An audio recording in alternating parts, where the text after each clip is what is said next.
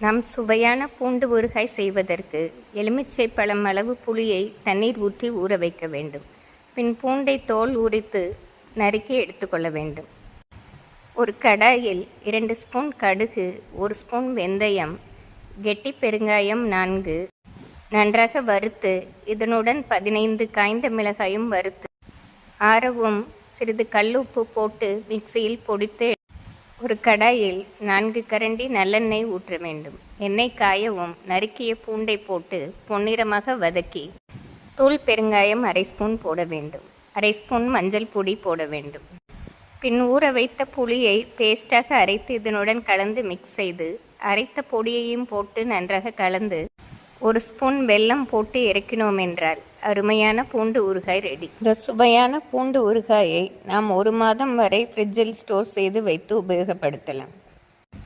chapati,